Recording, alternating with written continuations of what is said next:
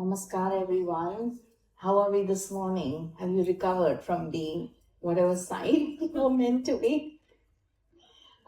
Or you thought you were a certain sign, you are not now? Um, you know, I don't know. How are you guys feeling, everyone? Okay? Good? Okay. Okay. So, we begin as usual with Ganesh and Saraswati. So, we'll go into a little bit about the myth of Ganesh and why Ganesh is always sort of the first deity, the first devta that we always, look up to. And any fire ceremony, any of that, homam or any puja, always begins first and foremost with Ganesh. So we'll just do this prayer. Om Gananam Tva Ganapatiyum Havamahe Kavin Kavinam Upamashravastamam Jyeshtarajam Brahmanam Brahmanaspata Anav Shrinvannuti Sadanam Prano Devi Saraswati Vajebhirvajinivati Dhinamavitriyavatu Ganeshaya Namah Saraswatyai Namah Shri Gurubhyo Namah Hari Om Shanti Shanti Shanti. So, welcome everyone. So again, like I said, after Ganesh, it is always Saraswati as well. And she is also the goddess of learning and arts. She presides over that. And she is also a consort of Lord Brahma, our creator. So, do you guys remember this? That you are not quite what your sign is. Some of you may be, but may not. So those of you who weren't there yesterday, I'll do a quick, like a few minute recap. So not too much about predominantly why there is a drift between the two axes, your Western sun signs and your Eastern or sidereal, or we call the Vedic sun signs, are totally different. And it impacts not just your Vedic signs, as in not just your sun signs, but it also impacts your entire chart. So it is your rising sign, your moon sign. So if any of you have done your birth chart, even in a Western astrological sense, anyone? So we've just got like, oh my God, we've got only like 4 people here and 5, and that's it. So no one has ever got their chart done ever. Wow. It is so lucky, because you are going to be entering into a world of such fascination that it is going to take you, or it become like an obsession for the whole lifetime. And but in a really good way, though, I would say. And I'm not talking because I do the work that I do. It's because it acts like a blueprint for your life. And it really is a guiding system. It's like a navigation system. No matter what you do, no matter what spiritual pursuit you do, the best of the yogis, the best of the Vedanta people, they always use some form of Jyotish, which is called a Vedanga Jyotish. And the reason behind it is because it is considered as one of the limbs of the yogas, one of the limbs of the entire Vedic system. And so we will go a little bit into that. But before I continue, I want to just say that the just to quick recap, and some of the recordings will be there, so you can just listen to it on YouTube. I've got a whole YouTube channel. By the way, my name is Sonal Sachdeva, and I started off doing like all kinds of computer software and stuff. I grew up in India, but at a very early age, I went off, buggered off to everywhere else on the planet. And it just traveled everywhere, US and everything, working. But finally, I landed in the UK, which I consider London as my spiritual home. But given the way we are going in the political climate, I don't know. Anyway, let's not really into that. But what is really interesting is that I've also, over the years, started studying with a particular Vedic tradition. Now, what you have to realize is that no matter whether it is yoga, whether it is yoga philosophy, whether it is Advaita, anything, whether it is Buddhism, anything, when you talk of the Eastern religions, any philosophy, it always is connected to the lineage. And the whole idea of the lineage is it supports you. It's like a navigation system which support you. It's like a thread running through generations of gurus and teachers. And it's like, you must have seen some sci-fi films where they have this plugging system behind your head, and you get plugged in, and literally it's like forming a circuit, and it's like you're plugged into the system. So literally it is like an invisible system where you're plugged in.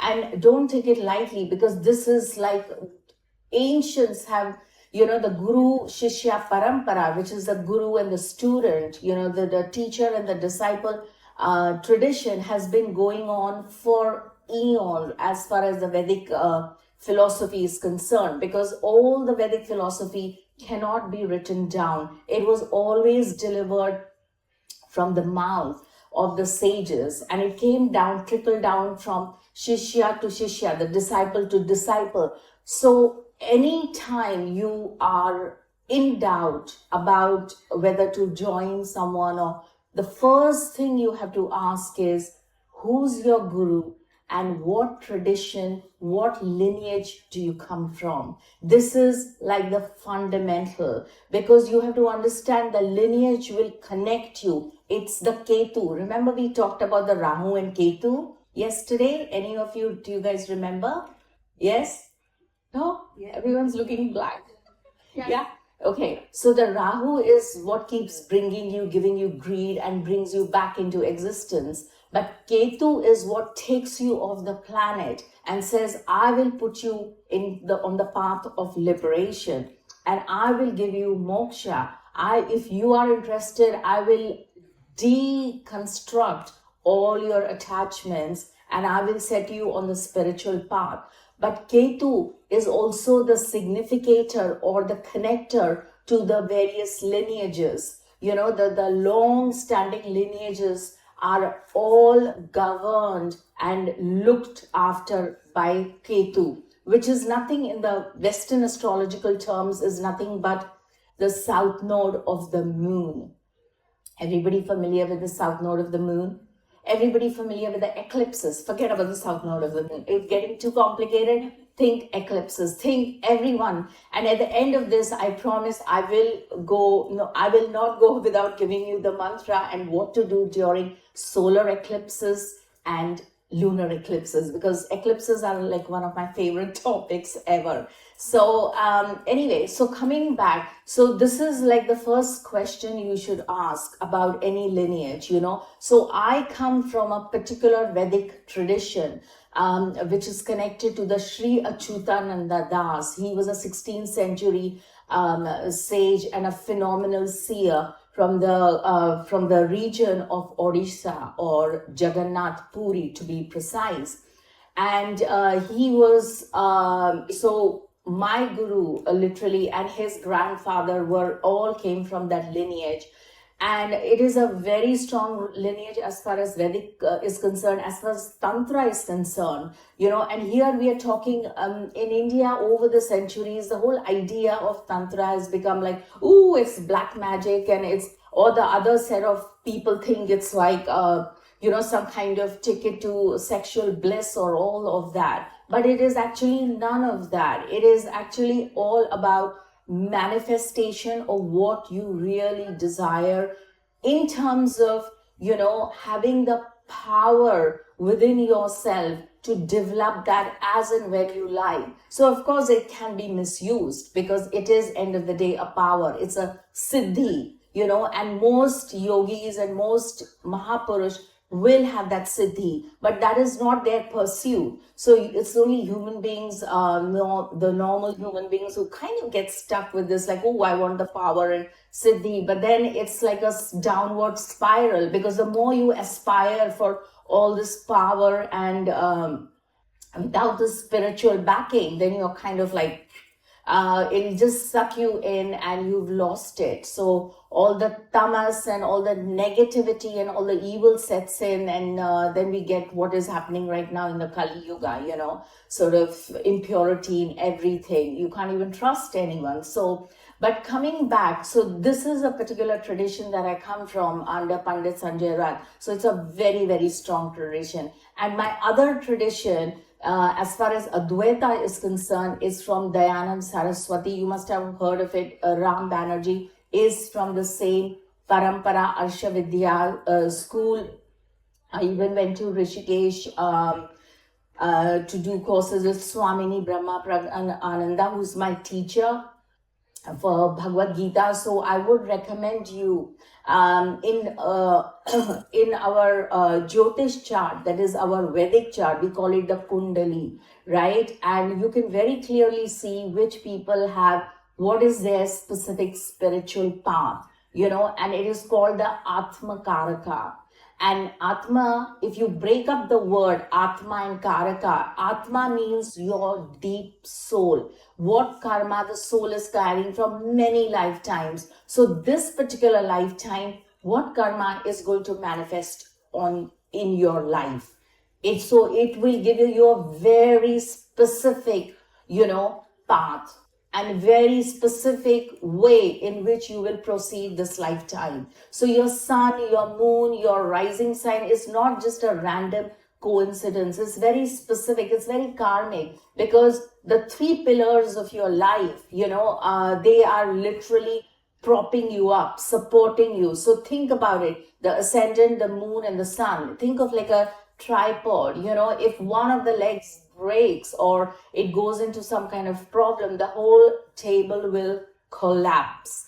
And that is the whole idea of your birth chart. These three tripods will give you the stability. And if you add the other karmic factor, which is the Atma Karaka, which is another separate planet or a graha, then you have like a 4, like a completely stable set, a completely stable base for which you can plunge ahead. So whatever the karmas that come to you this lifetime, you are able to deal with it with your intelligence, and it's like, as I say, water off the swan's back. You can just shake it off and just carry on to do what you are doing without too many distractions.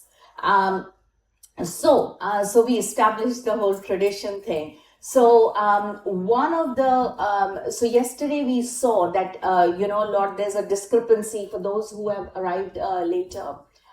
There's a sort of like the Western tropical zodiac dates are a little bit different to the sidereal zodiac dates. At the end of it, if anybody wants to just take a picture here, they are welcome, because this was like a big surprise yesterday. So one of the ladies turned out, she was like sun in Aquarius all along, as she said. She, for 40 years, she thought she was sun. Is that okay? Yeah. And suddenly now she's sun in Capricorn, and it's like, what is going on? So so feel free to take a picture, because our basis will be that. So coming back, so this particular discrepancy between the two zodiacal systems is predominantly because the entire Earth's movement, and we did a whole story of the Dhruv Tara, mythology of Dhruv, and how he, was upset with his father who owned the entire kingdom and so on and so forth, and he wanted to sit in his lap, but to cut a long story short, he basically was disfavored by his father because his mother was not the father's favored wife. So he went off in the search of Mahavishnu, and then he turned out he did great penances, and Vishnu was extremely pleased with this child who had the capacity for great, amazingly strong focus and concentration. So literally he gave him a boon that he will rule forever on the planet. And so essentially the whole of the earth structure, if you see, it is pulled towards the fixed stars. What are the fixed stars? In Vedic, everything about you, everyone, we all have our fixed stars somewhere within us.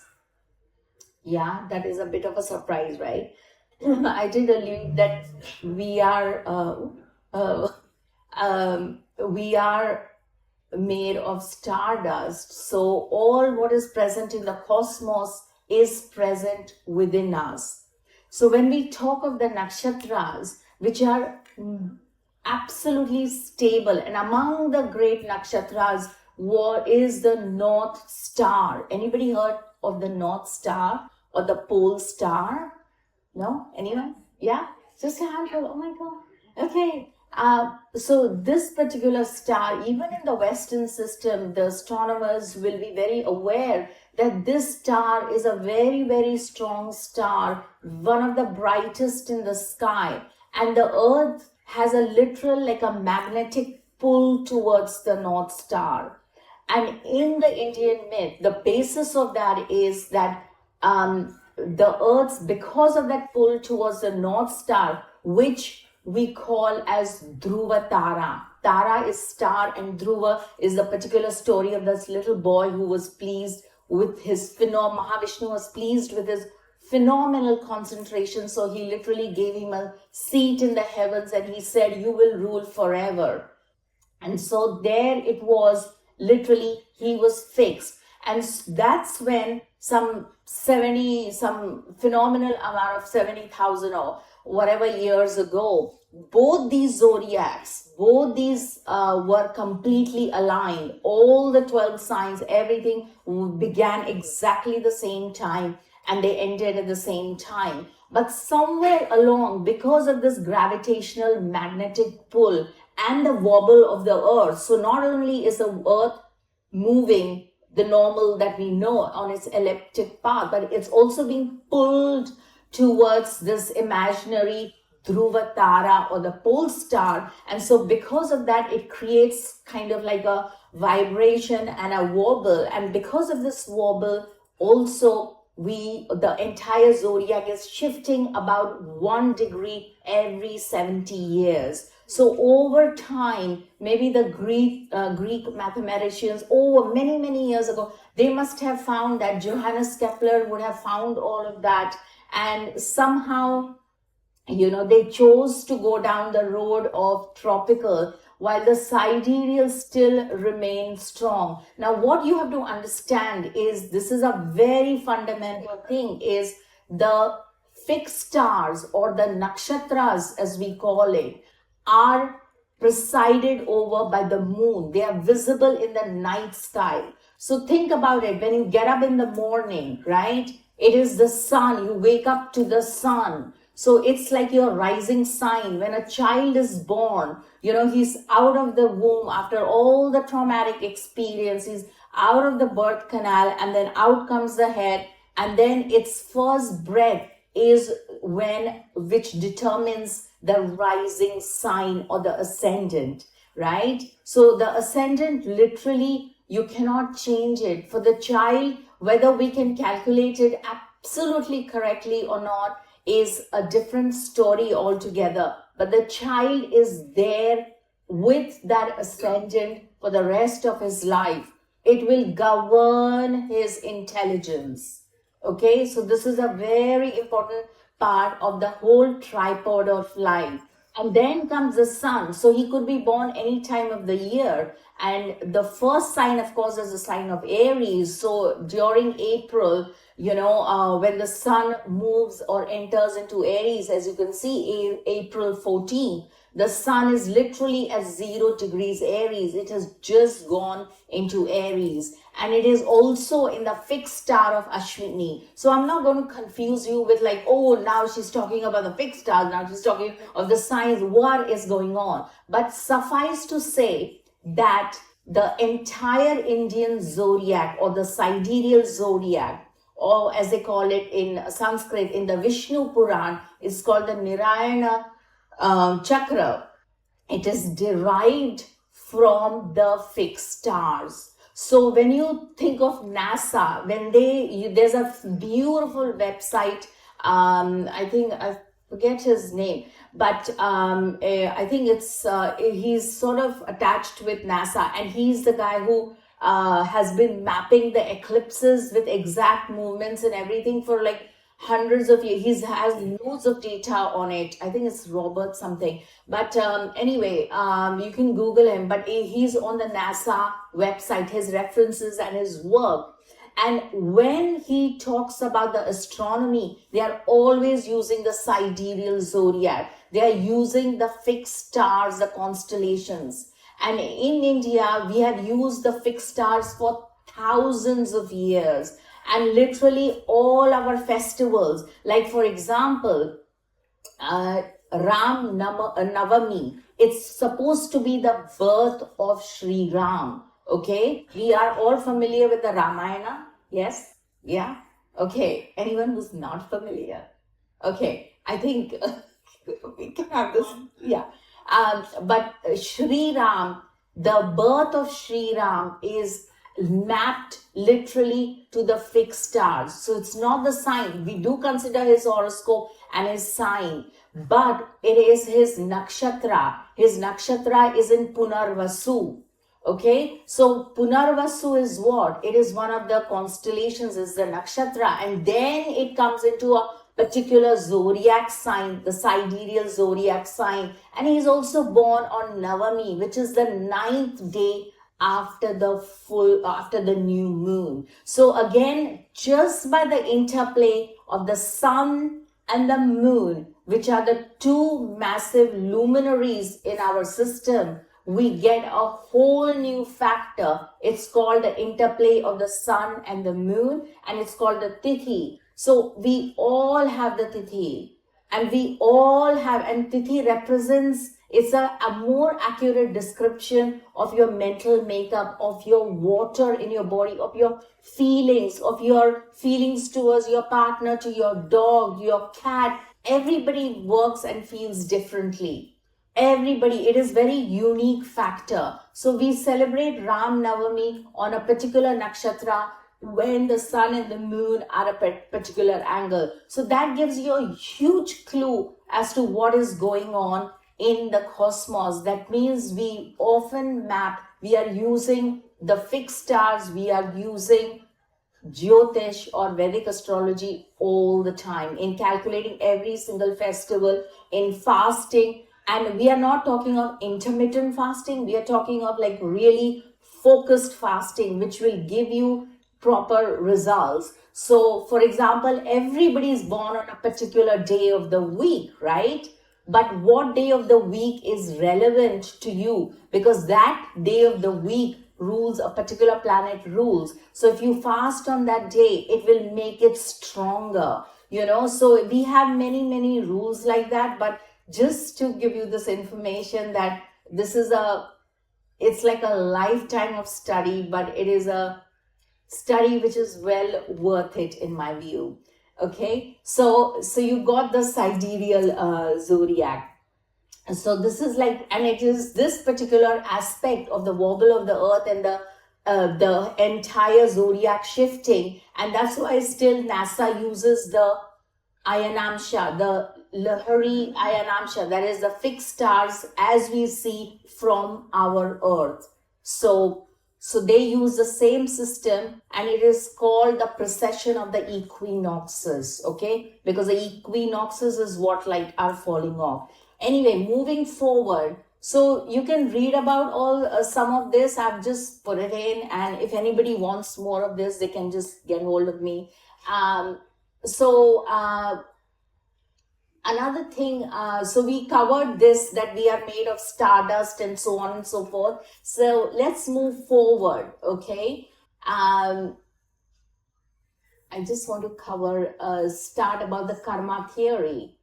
So one thing about what is the fundamental problem with all religions? You know, they all talk about the human suffering. There is a whole Catholic guilt and so on and so forth. There's like, I don't want to go into the nitty gritties, but the suffice to say that we are here on this planet and we are constantly suffering, okay? It's like, that's why the popularity with Vedanta, because it's like suddenly now we have this tool with which we can actually be able to attain some kind of blissful moments, fleeting though they may be. So the plight of all is about suffering, you know. And if we think about all the avatars who came down, Lord Krishna, you know, he suffered in various ways. He was born at a particular place in northern India. And then his people in Vrindavan, he grew up there, you know. Anyone's been to Vrindavan? Oh, beautiful, eh? The energy is amazing. So he grew up there, but think about it. Even he was an avatar. He was like a Purna avatar, right? Even he could not, he was banished from his birthplace. So can you imagine the turmoils of being on this planet? He was banished because all the people on the planet, all his you know, his parents, his extended relatives, and so on and so forth. He was banished because of that, and so he had to come and make his home in Dwarka at Somnath, you know, which is one of the beautiful Jyotirlingas. It's like the column of light. And what is interesting, I will come to the later when then we talk about the 12 signs of the zodiac. And because that is relevant to Lord Shiva, it is like the 12 columns of light. So we are all born with a particular connection. Remember, I told you this invisible thread. This invisible thread is connecting to a column of light, which is of Lord Shiva. And it depends on which planet and so on and so forth, but that is literally connecting us to Lord Shiva. So if we were to ever go and visit that particular you know, Jyotirlinga, or that particular place in India, then you will feel extremely connected and you are somehow energized, because that is the reason, that is the column of light, that the spark that brought you in there on this bhuloka, that is on this earthly plane. So even Sri Ram had to be banished. He had to go fight, pick up his wife, you know, who was hijacked by Ravan. So again, all of that suffering is, you know, untold. So what to talk about the human beings? So we come back to then the word karma. The karma is all about what is it this lifetime we have to do. It is something to do with doing. But then it's not just what you are doing this lifetime, what feelings you hold, because our feelings, our thoughts have a direct impact on how others are around us. Because often all those feelings and thoughts are converted into actions. And so it has something to do with that. But what kind of karma? So as per the Vedas, the karma is connected also, which binds our Atma. It is said our rib cage is, remember the word rib cage. The clues in the word. It's a cage. So our Atma or our soul is somewhere trapped behind the rib cage, right? Around the Rit chakra, that is the chakra, the heart chakra, or the Anahata chakra. So somewhere along there, is where our Atma is, that we keep talking about, which has the capacity to reach Brahman, okay? Not Brahma, the creator, but Brahman. So there's a two distinct ones. So this particular Atma though is shrouded in a lot of the karmas which are unclear, and it's shrouded in all the karmas coming from many lifetimes. So what are these karmas? One is Sanchita, Prarabdha, Kriyamana, Agama. So these are like various ongoing karma. Some karmas you have to go through. It's called the Prarabdha karma. That means no matter how much you shake things, you cannot overcome them. And there are ways we can see that in the chart, and that's usually the 8th house issues, very strong planets in the 8th house, and somehow no matter what you do, break your head against the wall, nothing, you cannot shake it off. And then the light will dawn on you that maybe it is one's attitude that needs to be altered. So often all these karmas basically, but specifically the Prarabdha karma needs to be altered, in the sense our attitude needs to be altered, because that particular karma can never be altered. And that is a given. So some things have to be accepted, and acceptance is like a one big thing. Okay. So, and when is all this karma going to manifest? When does it happen? Various kind of karma. Some karmas you can overcome very easily, just by a little bit of meditation, just by a little bit of, kind of sacrificing a little bit, being a little bit more disciplined, being a little bit more spiritually focused, putting your energies into strong spirituality, and you will be able to overcome them. But when? Then we come back to the idea of time. What is time? Often we say, oh, I don't have time. So we think of time as like a linear progression. But like I said yesterday, that we have walked on this earth, on this very same spot, maybe how many times, maybe millions of times. So you'll be born here again and back again and born again, and until you get off like the hamster on the wheel. Actually, you get off the wheel altogether. Okay. So when we think of time, like the progression, usually we think of like aging and lines on the forehead and so on and so forth. But that's when the panic sets in. But we don't think that actually time can be our friend, as long as we are gearing up more towards other levels of consciousness and aspiring at least to understand the nature of time and our karmas, So moving forward, like I said, Brahman is like the main concept, okay? It's like the great cosmic force, Lord Shiva. Now, often it's like given a form, but actually the main concept of Brahman is nothing but the Atman, which is already within us. So literally our job is to get from not A to B or somewhere else, but just to be able to access the God within, literally speaking. To bring it down to complete like bare bones, it's literally to access that Brahman which is within us. And that is the journey.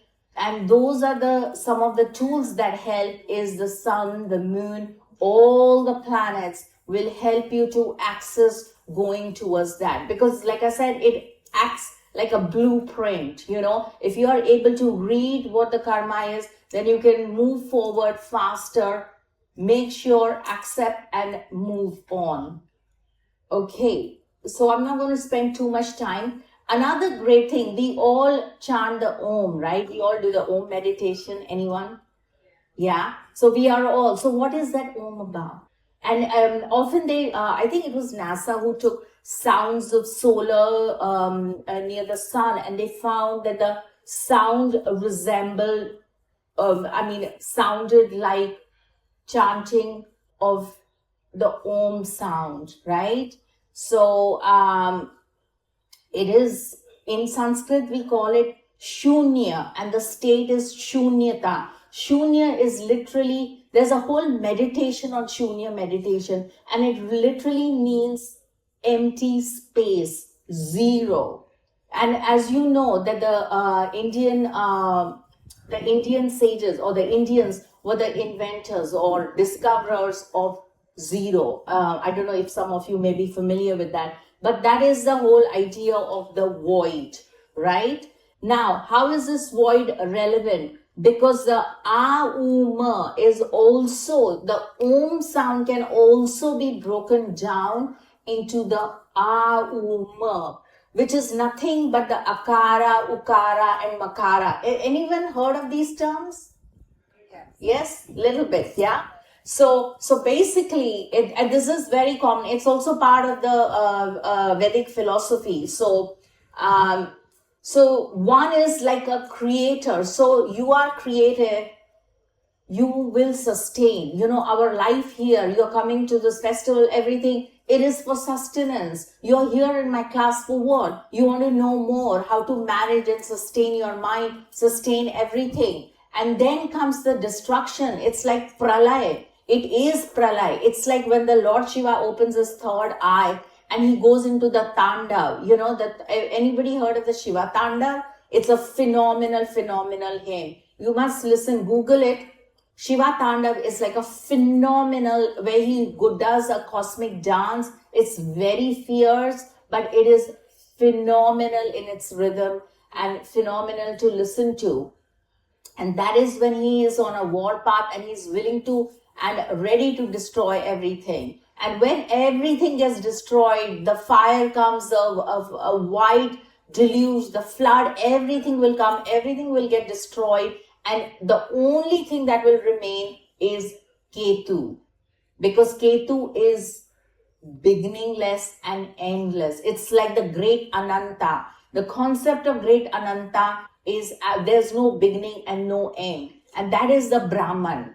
And literally what Ketu will do symbolically from the grahas, because we don't have access to Ananta. We'll say, I want to reach Ananta. It's not possible. Forget it. So we have to take like little baby steps, right, to reach that kind of thing. But we need some kind of an anchoring. We need some anchoring, and that's what the Ketu, the south node of the moon, will do. It will anchor us. It will help us to sort of like take step by steps towards progress it. So Ketu is like, he will put, when the great deluge happens, which happens at the end of every kalpa, that is end of every yuga, the great Ananta is going to take a little boat and he is going to put all the great rishis, the Sapta Rishis. Remember we saw that swastika symbol in the sky, which is towards the Dhruv Tara. I don't know if you remember, maybe it's here somewhere, maybe not. Anyway, so basically it will put all the seven great sages which are present as star constellations in the sky. He will put them in that little boat, and because that's the knowledge of mankind, and he will take them along and take him to Vishnu Loka, right? Vishnu Loka is the world of Vishnu. And let the earth go to seed, and then a new earth will begin, and so on and so forth. But that is like a cosmology, and cosmic Vedic cosmology is a huge subject, right? We don't have time to go into all of that. But I'm just giving you, so this particular process of creating sustenance and destruction is it's like Brahma, Vishnu is the sustainer, and then we have the destroyer, which is the tamas. So tamas, sattva, guna. We have heard of the three gunas, right? So any creation process is like all the cardinal signs, Aries, Cancer, Libra, and Capricorn. They tend to create things. So that's like a creative energy. And then sustenance is all the dual signs, right? All the Gemini and the Virgo and Sagittarius and Pisces, and then finally the destruction is all the fixed signs, and so that is how we help to understand, but the basic building blocks is over here. Now, moving forward, So again, a little bit more on the omkaras and how the sounds are connected. So even, for example, the sound of your name. So what's your name? Natalie. Okay. So forget about, I'm not going to do numerology here, but I'm just going to take pure signs, right? The first letter of her name, N sound, falls in Scorpio, right? So she will have some kind of, somewhere along in her chart, there will be a strong Scorpio. There may be some planet in Scorpio, or if Scorpio, and I know because I saw her chart yesterday, she is triple Sagittarius, no, double Sagittarius. So Scorpio is her 12th house. So that means what? It is a sign that comes before Sagittarius, right? So obviously it'll be the 12th house because her rising sign is Sagittarius. So suddenly we have this Scorpio. So she's going to be very much attracted to things which are kind of, like retreats and, sort of hospitals, or not, because under the 12th house, under Scorpio, is also retreats and all of that. So she's going to be very, very interested in all that. Things like yoga retreats and, sort of meditation or meditative states, sleeping and all of that, and dream-like states, all of that she will love. Ask her. Yes? Yeah. So, I mean, what? But she's like double Sagittarius. I could have said, hey, you need to go out there and fight and all that. But no, it's because her name, no sound, Natali. Like in Sanskrit, we will literally convert the sound of your name. The first letter begins with na. So you have to do that exercise for your own self, and figure out where that sound stands, what sign it is activating, and so on and so forth, because sound has huge meaning. Think of Om and all the Omkara, and then you will get an idea about all the Sanskrit sounds. Yeah? Okay, let's move forward. So again, we talk about the Brahma, the creator, and there's many things, but what you have to understand about Brahma is he is a holder of all the knowledge, the Vedas. He literally created the Vedas, and his purpose was very simple. I need to populate the planet. Okay. So what does he do? He needs to create, but he can't sit there creating, kind of a one moment, and he'll take ages. So he created a few sons, and one of his predominant sons was Manu. It's like the first man. Like I said, like Adam, they have like a Vedic equivalent, Manu. In fact, there is a whole text called Manu Smriti, which talks about how to behave and so on and so forth, about a successful life for human beings. And so he is literally passed down all this knowledge of sound and all the Vedic stuff to Manu. And eventually Manu then disembarked all the knowledge to various other channels. Yeah. Okay, so let's move. So this is all the why we study the Vedanga. So as you said, as I said, the 6 Vedangas are the limbs of the great, our Vitruvian man, which is nothing but the Kal Purush, which we did yesterday, right? All the signs, all the planets can be mapped to the chakras on the body, because they all are connected, including the nakshatras, by the way. So Ashwini begins whatever your sun nakshatra, it will be present somewhere along. And we even have a mapping system, how to do it, and so on and so forth. And all of that gets connected to the cosmos. That's how you are able to access some of the energy, the cosmic spiritual energies. Everybody getting this? Yeah. Is it simple or like, whoa? Yeah. Okay. So the 6 Vedangas is nothing but the tools that you need to be able to understand your body, your mind, everything better. And I won't go into the tools like phonetics and chandas, which is the rhythm, and nirukta, which is the etymology, and so on and so forth. Vyakaran is a grammar which is like for languages and all that, because if you don't have a language, which is Sanskrit, in one of the oldest languages on the planet, then you pretty much, you can't figure out any knowledge of any kind. And then we have the Jyotish Vedanga, which is astronomy and astrology. And that's where we are at. Okay, so moving forward, so this is the great fish, the great Ananta, the energy of Ketu, which I said, he is taking all the 7 rishis into the boat when the great deluge happens, because that happens every kalpa. So like I said, the new earth gets generated all the time. At some point, even the solar system will get destroyed, and then the new planets are born again. So have you heard of this concept that a lot of people say, oh, there are many suns, multiple suns? Is anybody familiar with that? Yeah. So that is the same logic, that there are many suns. Other multiverses have their own suns, but for now, it is Surya for us, for our sustenance. So anyway, and that is Dakshinamurti. That is one of the key forms of Lord Shiva, Dakshinamurti, who's the holder of all the knowledge on the planet. And his main ethos is to deliver some of his knowledge onto the great sages, the Sapta Rishis, which form like a mandala in the sky, the stars in the sky. And our job is we cannot have access to Lord Shiva, Dakshinamurti. Forget it. It's impossible. We don't have the spiritual remit. We don't have the knowledge to even, converse with him. But the way he can listen is through the saints, the great saints, the Sapta Rishis, and through the planets. Because it's only through the planets and the fixed stars that we will be able to access all the energy. Then we have the entire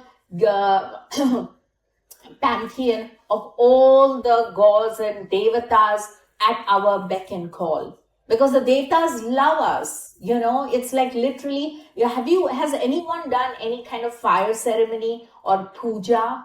Yeah? Yeah, so I can see a lot of hands, yeah? Anyone familiar with it? So any temple you go to, and I would encourage all of you to at least go to some temple or make a trip to India, because it's a game changer in terms of consciousness. So there you will always find a Navagraha, the 9 planets, the gods of the 9 planets, always. So go around it 9 times and you will realize that in any temple you go to, they will always have the Navagrahas. And why is that? It is for this reason, because we cannot directly access Dakshinamurti, which is a particular form of Lord Shiva. Yeah? Okay, moving forward. So this is all the signs, all the 12 signs, all the nakshatras literally get mapped to all of these 3 predominant energies. This is like the Narayan, that is the Lord Shiva with Durga. But then there is Kali. Kali is a form of Durga, goddess Durga. And it is said of Kali. Has anybody seen Kali? You've seen images of her with the red tongue and skulls and all of that. Now she's like a fierce destructive form. It is said that when Lord Shiva, who's supposed to be like the destroyer of the universe, his consort, that is the form of particular Durga, which is Kali, goes on a rampage, even he can't control her. Can you imagine the power of Kali? That even her husband, who's supposed to be the Lord of the universe, the complete destroyer, cannot control her. So you can imagine, right, the power within us. Because when we talk of Kali, it is feminine energy, which we have within us already. And then we have the Bhu Shakti, the Vishnu, which is Shri Shakti. And then we have finally the Bhu Shakti, which is the creation energy, which is Saraswati, and the presiding deity for arts and crafts and music and so on and so forth, and learning. She is the goddess for learning, especially for children. if you have a picture of Saraswati, she will really guide them. Yeah. Anyway, so the main thing about the grahas, that is a term used in Sanskrit. Graha is a term used in Sanskrit for planets. Graha literally means grahana. That means they have you by the grip. They have you in their grip. That is what it means. That means they are like eclipsing you. How are they eclipsing us? Because we are literally at their mercy. Okay, so the grahas are literally, through the grahas, incarnate as a succession of eminent births whose purpose is to destroy the strength of the demons. So why are we born here? We are here because to destroy all the demonic, karmic, negative, tamasic energies which is present within us, which is going to be expressed outwardly in the Kali Yuga. It is going to be expressed. So our job is to stay on the dharma no matter what. I know dharma is a big word for you, all of you, but we all have heard of dharma, right? Dharma is any path that is in alignment to you, to your authentic self.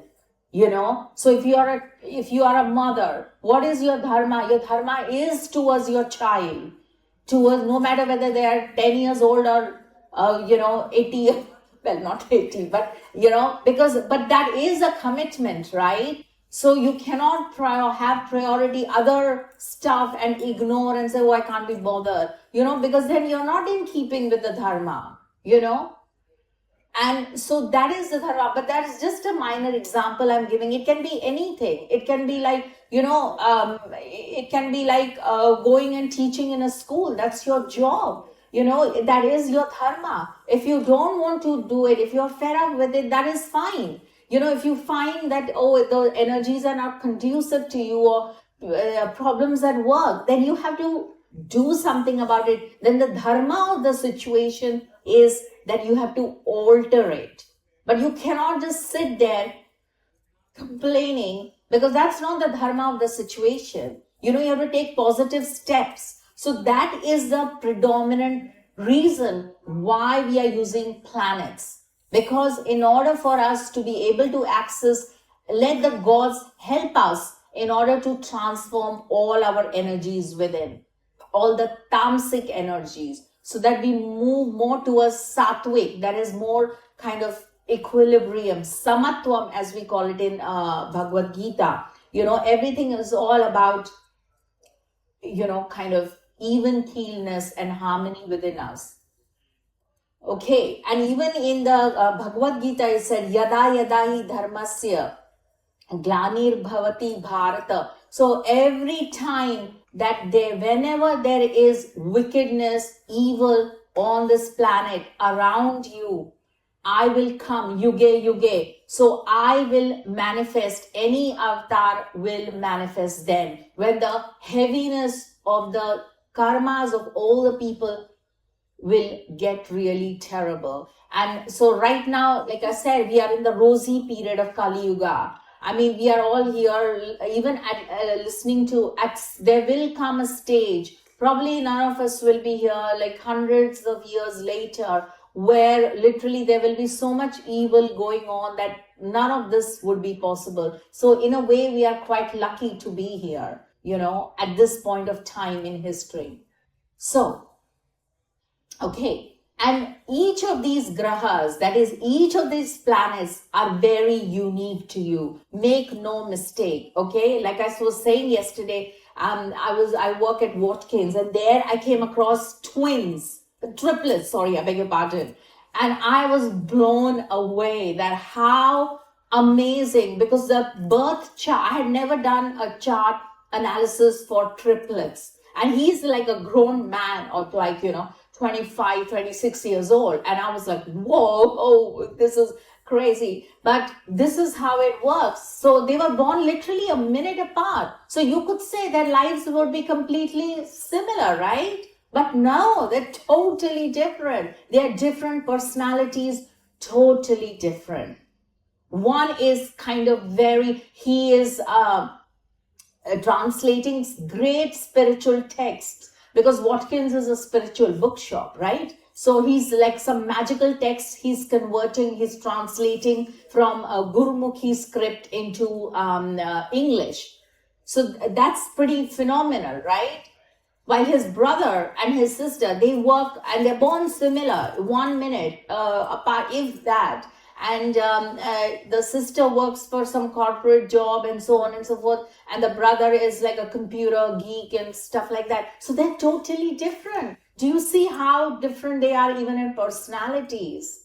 So that is why I say you are completely unique. There has not been anyone like you. May think, if I was born like 100 years ago, 200 years ago, and I walk this planet as she's saying, then I would have been the same. No, you wouldn't have been the same. Your karmas would have been different. The planets would have been different. The birth chart would have been different. So this lifetime is very unique. Every single planet has not been like that before for anyone. So I think you should revel in that uniqueness. Okay, so even in the Bhagavad Gita, it is said that know that I'm the brilliance of the sun that illuminates the entire solar system, the radiance of the moon, brightness of the fire. And so he talks about the Surya, he gives the light to the world, and Chandra, which is the child is born of Atri and Anasuya. So all the planets are born of someone or the other, great sages, so on and so forth. So we will move forward.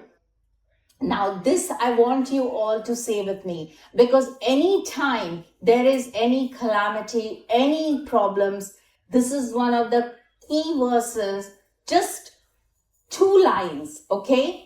And it says, my salutation. So Aditya is another name for sun.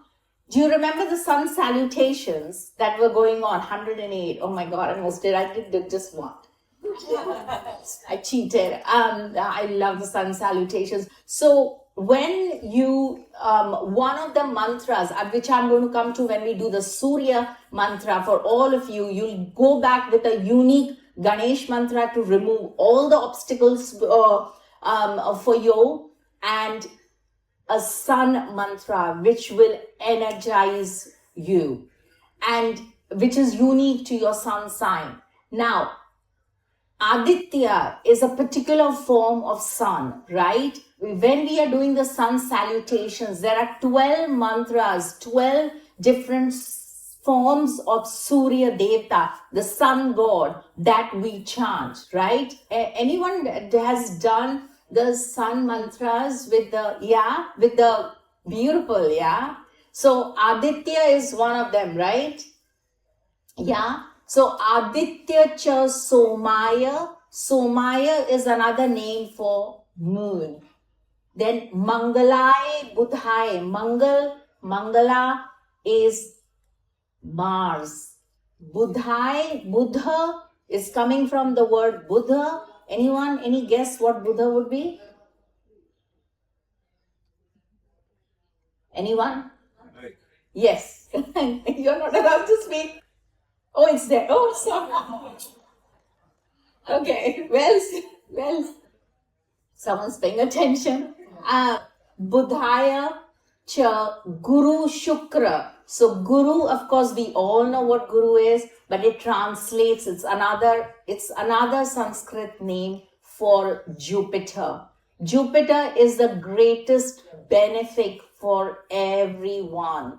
Jupiter, we are all doing in some ways, if anyone is teaching, if anyone is here to learn, this is all about Mercury and Jupiter. Jupiter is one of the greatest benefics, make no doubt. When in doubt, just think of Brihaspati or Jupiter and your problems will start to get solved, okay? So Jupiter is one of the great benefics. That's Guru. Shukra is Venus. That's number 2 benefic, okay? So Shukra is Venus. Shani Bhyascha. So it is Saturn. Rahave is Rahu, Ketave is Ketu. Nama. So my salutations to Aditya, which is Sun, Chandra, which is Moon, Mangal, which is Mars, Buddha, which is Mercury. I also salute Jupiter, Shukra, which is Venus, Shani, as well as Rahu and Ketu. So do you want to say it with me? Aditya cha Somaya, Mangalaya Budhaya cha, Guru Shukra Shani Bhyascha, Rahave Ketave Namaha. Okay. Like it? Yeah? Okay. So just remember this mantra. Like I said, this is the Navagraha often, and those are the mandalas. You can even, if you have to really go further into it, you know, whatever your rising sign is ruled by a particular planet, there is actually mandalas, you can draw and paint with specific colors, which are over there. So it's kind of like a meditation in itself. Yeah. Okay. Yeah. Okay. So this is coming from the monumental text of Brihad Parashara Hora Shastra, right? Parashara was a giant in getting us this knowledge about the planetary system. So it is said that the king has the power and authority to form governments. So Ravi and Chandra are the king and the queen. So in the entire pantheon of the Navagrahas, that is the 9 planets, the sun and the moon, the luminaries which we know as, are the king and the queen respectively. Okay? So when we talk of the sun, we are talking of the king. Are there kings walking around nowadays? No. But we do have governments. We do have the leader of the countries, right? They are all like kings, literally. We have the king, we have the CEO of a company. That is a king, okay? When we are working, getting a job in the government, that means your sun, your Ravi, the sun will be very strong. Because for any government job, you need very strong sun. You're trying to build a church, or trying to resurrect a church, or trying to resurrect a temple, or build a temple, you will need a strong sun. Because temples are ruled by sun. Now, anyone has been to the British Museum? Yeah? Anyone? Yeah? Just, wow, not many, huh? Okay. I would, next time you're in London, or if you make a day trip to London, I would encourage you to go to the British Museum. And there is an entire floor. It's Southeast Asia and China floor. It's called Southeast Asia and China floor. And if you walk in to that particular floor, the first thing you do as you take the steps in is you see a huge and old Ganesh as you enter, right? And then from there on, you can see all the beautiful Tibetan, Indian, and the Sun Temple. And this is my favorite because that is the Vedic tradition I come from. My guru comes from there, Odisha, and we often talk about it, that ages ago, has anyone been to the Konark, the Sun Temple? Maybe not. No one. Oh my God. It is so phenomenal. So the Mughals came to India. Then the Portuguese came to India. Then, of course, the British came.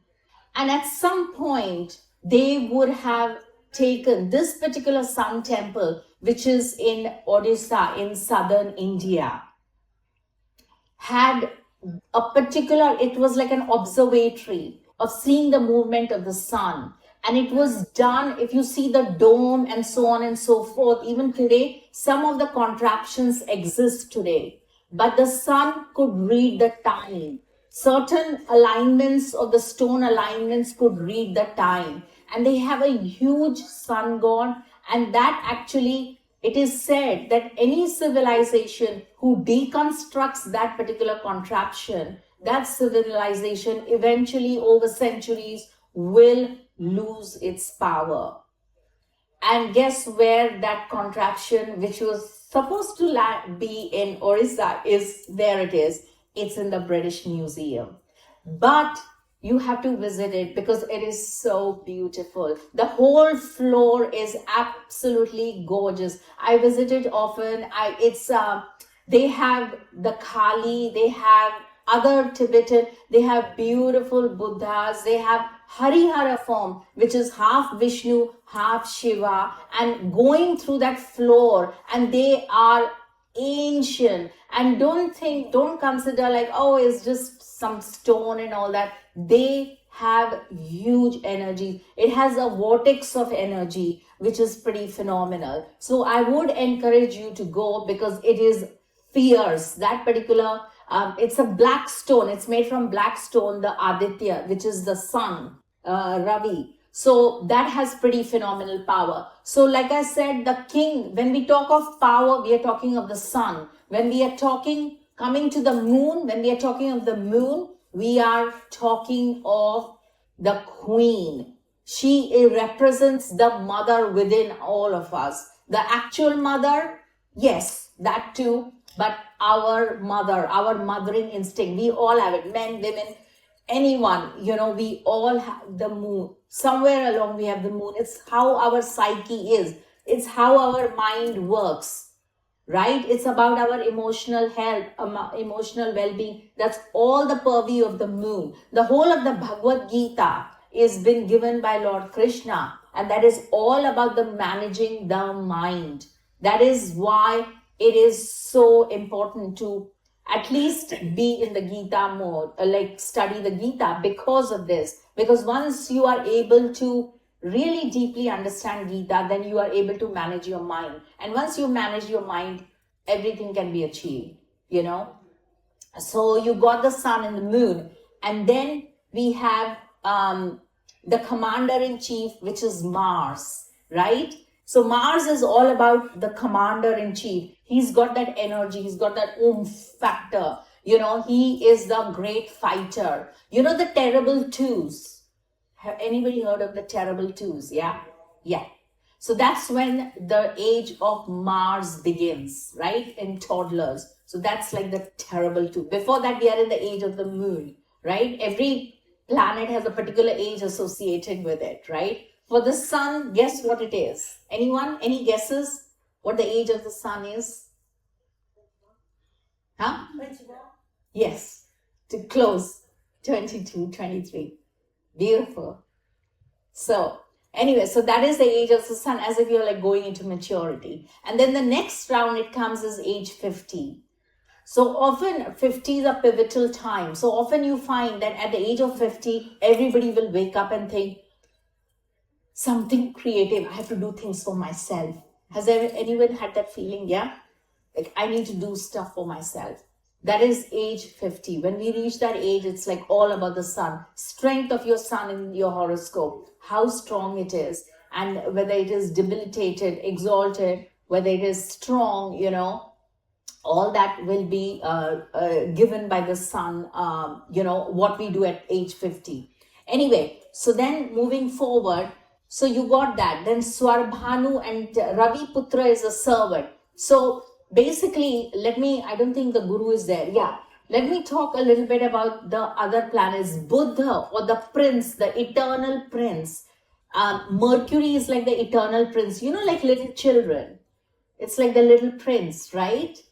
And so if you see anybody who's got a very strong Gemini signature, they will be like forever buzzing and, it's almost like, do you have ADD? Why are you always like flipping for? But that is their nature. They have their ability of multitasking, intellectual capacity, because Mercury, they are Mercury ruled. That is how they are. So you have to accept what is best works for you. They are perennially playing in games and this and that, so that is the nature. Then you have Jupiter, which is a polar opposite, which is very strong Sagittarius, and it rules Sagittarius and Pisces, and it is the eternal counselor. It rules among nations, it rules finances, the great treasury. The rates are dropped. Recently the interest rates are dropped and all that. Who's doing all that? That's all under the purview of Jupiter. In the bigger scheme of things, that is all Jupiter, right? So finances, how well you do, your husband, your boyfriend, your children, all are, Jupiter is the Karaka. He is a significator. You have a good boyfriend, bad boyfriend, abuser boyfriend, look at your Jupiter in your chart. Is it afflicted? Is it with Saturn and Rahu and giving you a hard time? Then yes. Is it with Mars giving you a really hard time then? Is your boyfriend abusive? Yes, definitely, if it is with Mars. So we have ways and means to figure it out. But that doesn't mean it can continue forever, But I'm just saying that this is how the nature of Jupiter is, right? Then we come to Venus. What does Venus preside over? The arts, the culture, relationships, beautiful fabrics, silk, beautiful silks, gorgeous materials, dresses. You are in the garment business. You need to have a strong Venus. You need to have the sense of style. That is all Venus. Cross-dressing, all of that. You will need a strong Venus. They would have probably a beautiful Venus. Yeah? Everybody getting this? Is it easy? Yeah? Yeah? So Venus exalts in Pisces. Its home is Libra and Taurus. 2 signs. Then after Venus, we come to, of course, we covered Mars. Then we come to Saturn. He is called the Ravi Putra. Ravi Putra literally means the son of sun. Son of sun. Like literally, he is the son of sun, as in sun god, right? And he is treated badly. So do you know anyone familiar with the myth of the sun? Sun's brightness was so much, so vast, that his wife Samjana was like, oh my God, he's too bright. I need to cool off. I'm getting darker, my complexion. You know how Indians are. My complexion's getting too dark. I need fairness cream. But I'm sure she didn't say that. But she was like, oh my God, I'm like getting charred and burnt. So what did she do? She said, I'm going off. She told Sun. She kept a mirror image of hers, which is called Chaya. It's like a shadow. Literally in Sanskrit, Chaya means a shadow. So she made this, of course she had powers. She had siddhis. So she made like a woman who's like a mirror reflection of hers, like a shadow reflection. And she said, you stay here, give the illusion that I'm still there for my husband, and I'm going and cooling off at my father's place. So she goes to her father's palace, and her father's like, how long are you going to stay here? Do you not have time? Do you not supposed to go back? And she's like, oh yeah. So she pretended she was going back, and she said, I'm going to cool off in the forest. Maybe she went on a retreat in the forest to go all the cooling waters of the forest and all that. So, and then the sun, meanwhile, there was already 2 sons she had, Yama and Yami and Yamuna. So the three kids she had. And they were like suspecting, they're like, this is not our mother. She looks really strange. So Sun, of course, because he was so bright, he couldn't see around him whom he was with in the night. So obviously, even in the night, he could not see, right? Because he's the sun. So they both then, Chaya and him had a son. And who was that son? Guess who? Saturn. It's Shani, right? And now we know.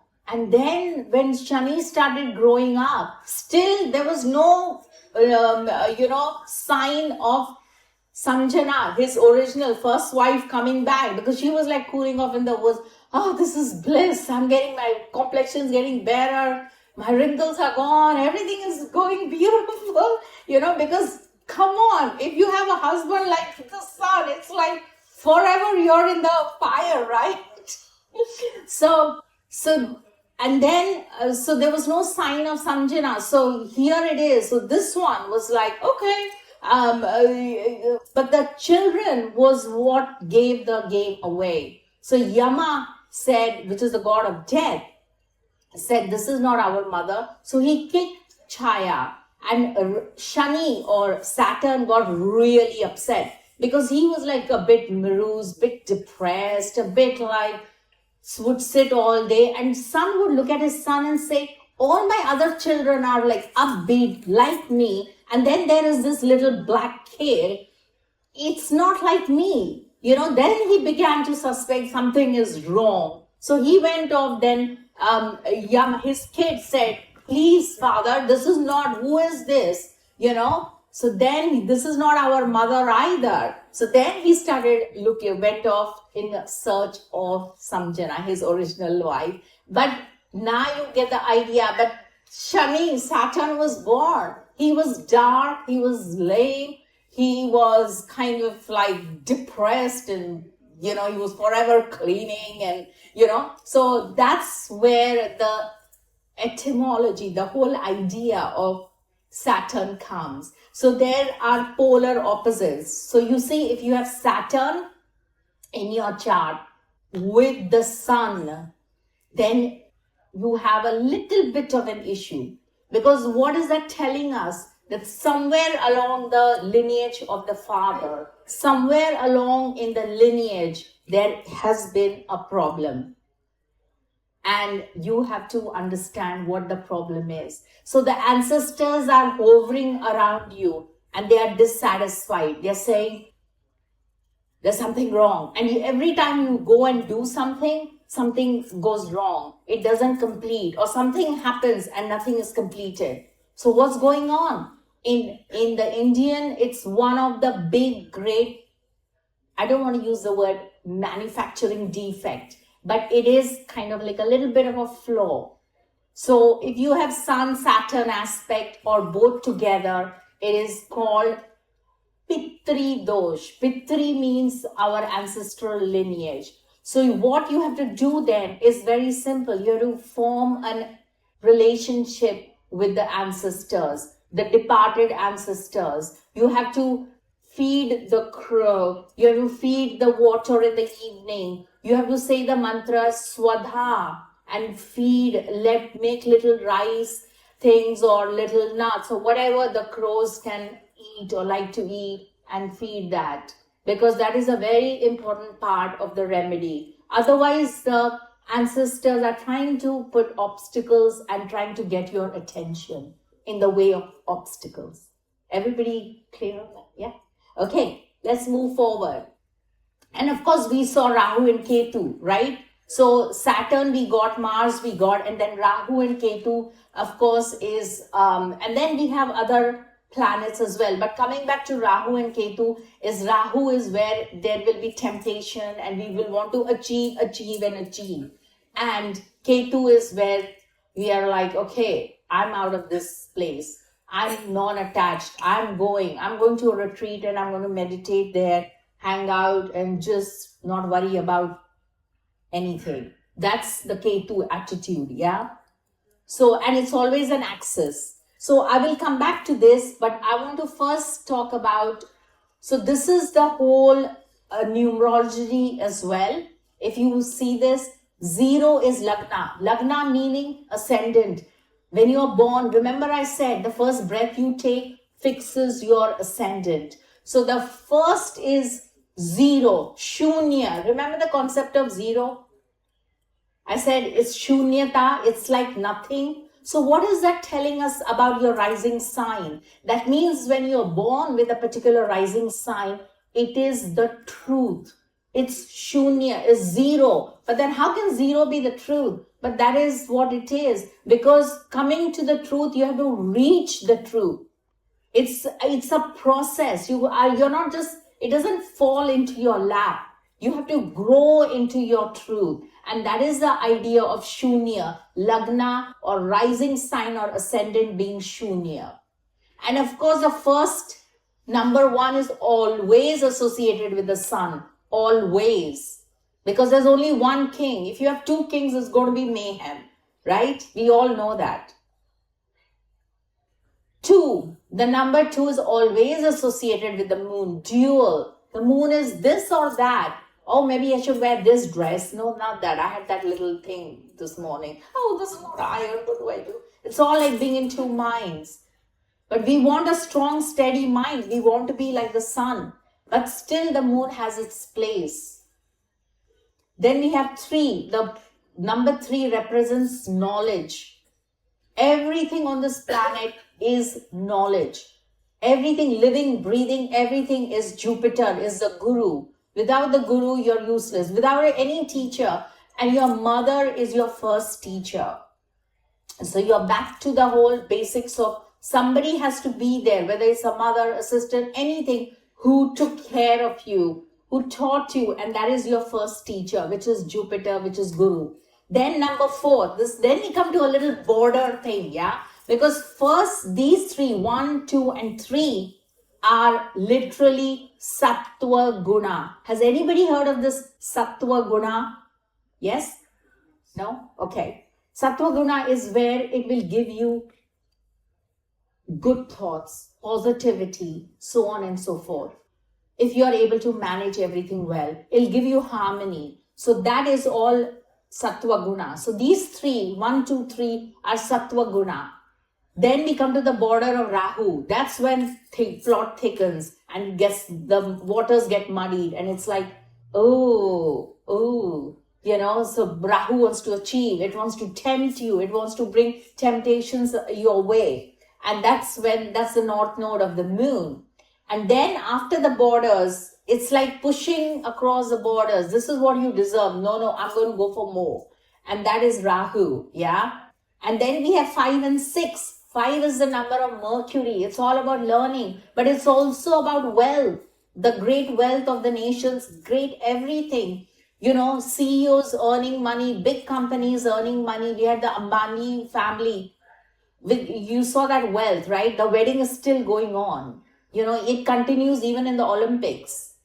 It's like, what? You're bringing now your wedding party to the Olympics? Like, seriously? Anyway, that's Mercury for you. You need a strong Mercury. You need a lot of wealth, Some people need a lot of wealth, So what can we say?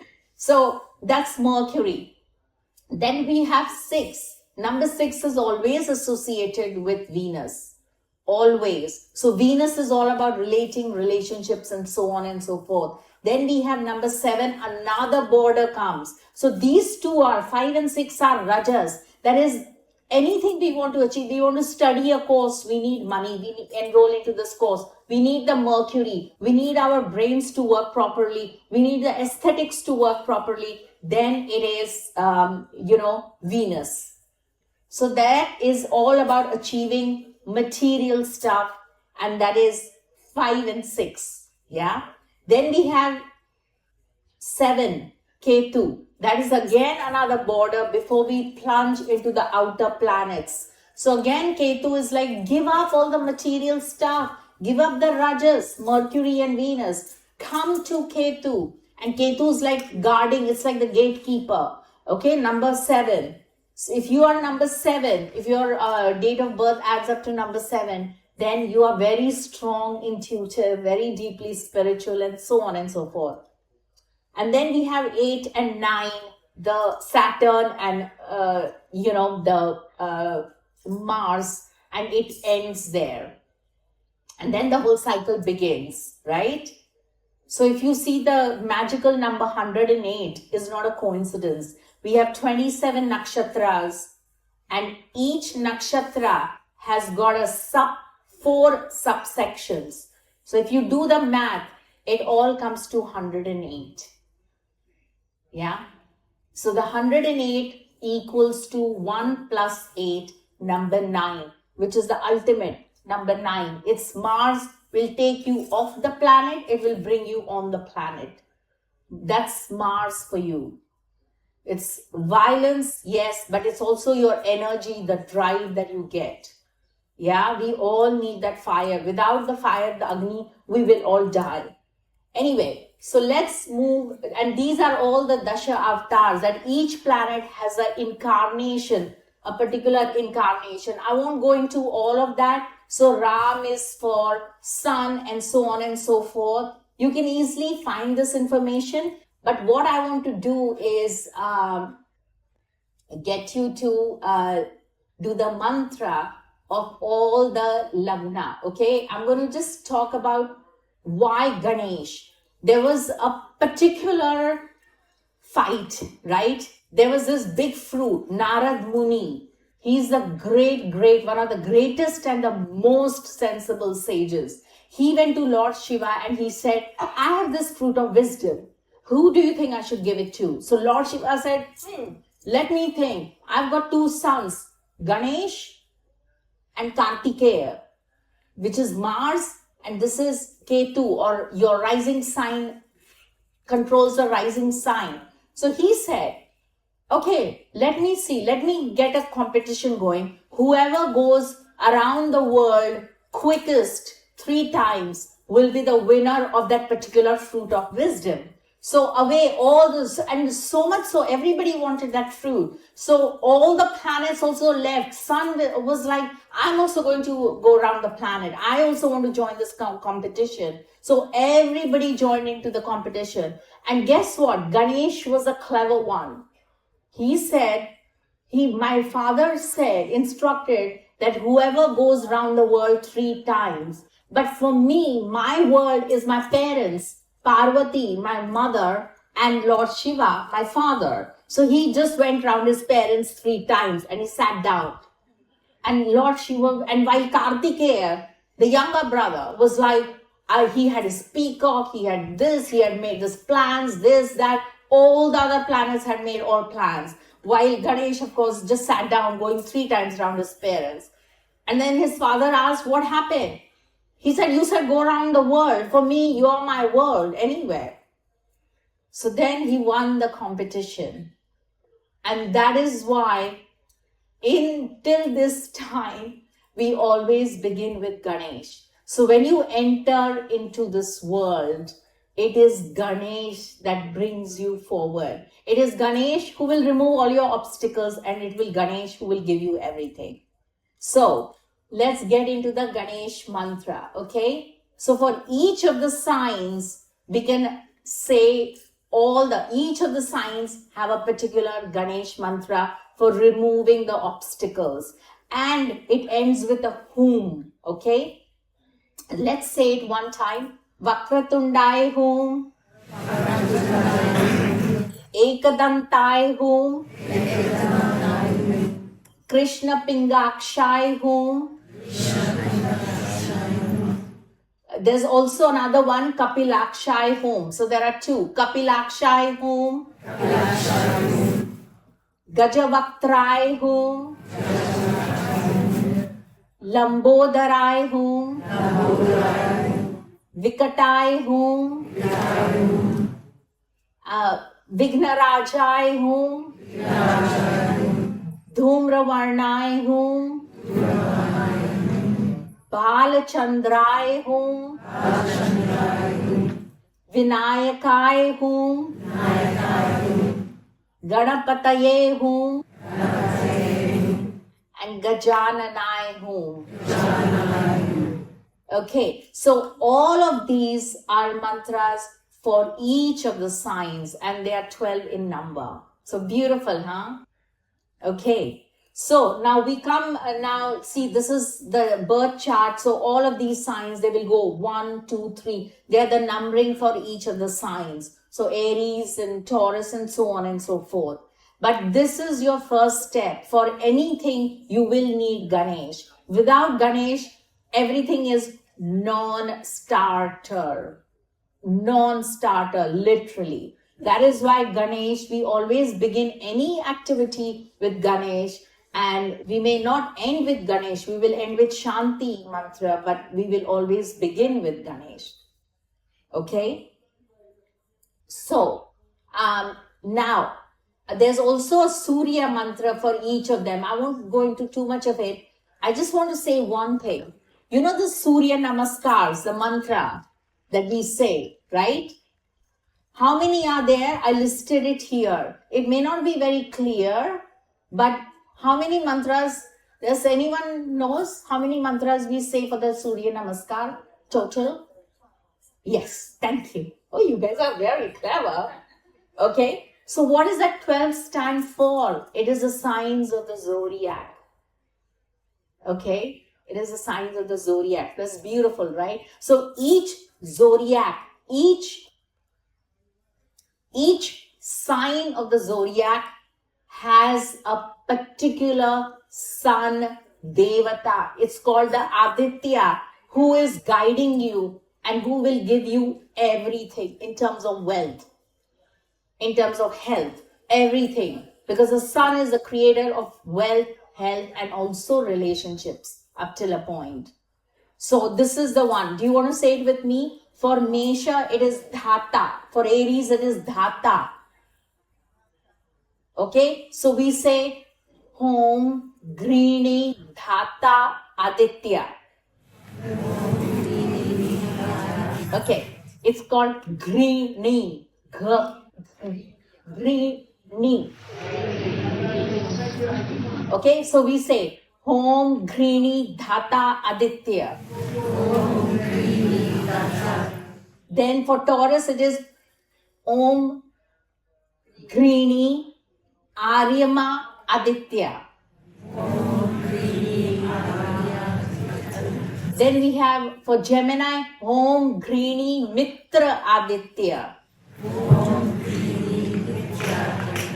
And then we have for Cancer, for Karkata, we have Om Greeny Aruna Aditya. And then for Leo, we have Om Greeny Indra Aditya. And for Virgo, it is Vivaswan. So Om Greeny Vivaswan Aditya. And then for Libra, it is Pusha. So Om Greeny Pusha Aditya. And then for Scorpio, it is Parjanya. So Om Greeny Parjanya Aditya.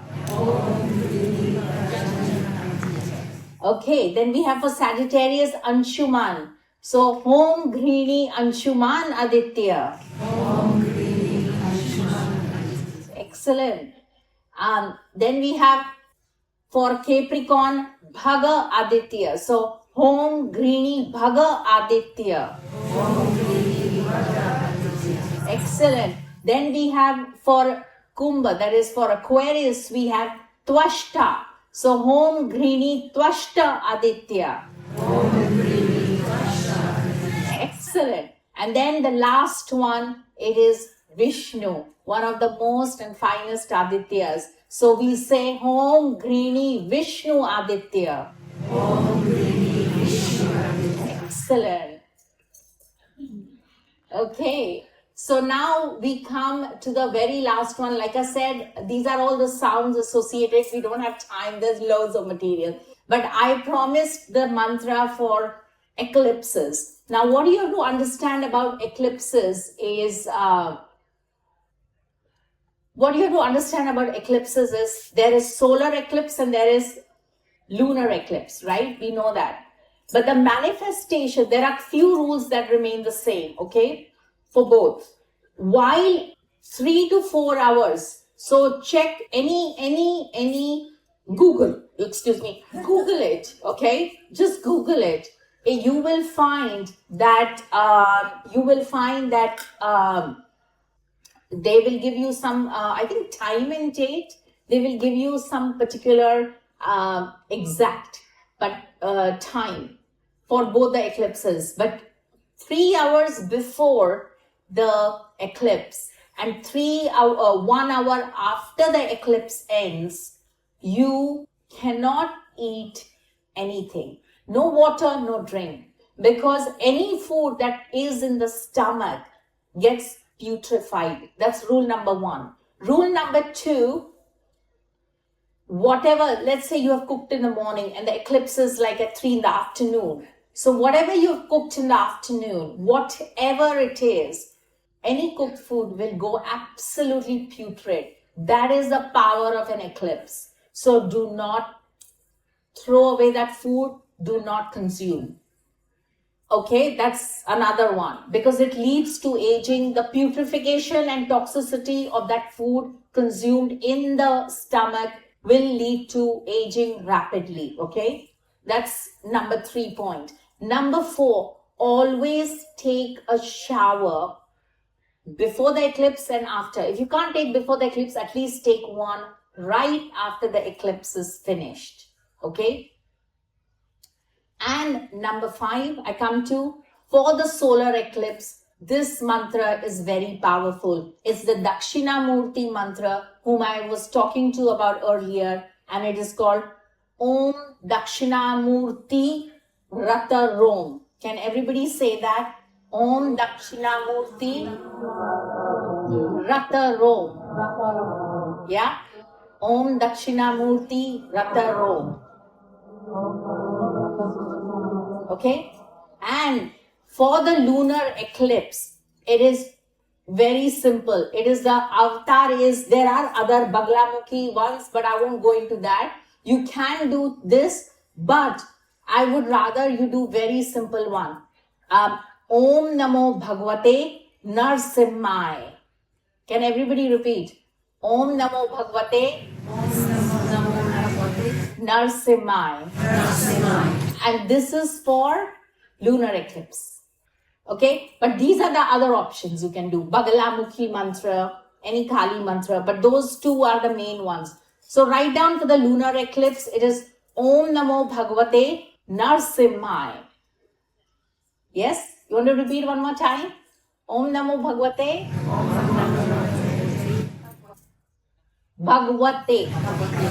Narsimhai. Yeah. Okay, that's it. For Om Namo Narayana is also a beautiful mantra if you have Saturn afflictions and any of that. We all know this mantra, right? Om Namo Narayana. Yes? Okay, I think this is another beautiful Sri Rudram. You can Google it, this particular one. Oops, what's going on here? Okay, and that's my details. My YouTube channel, Instagram. Namaskar. Om Shanti, Shanti, Shanti.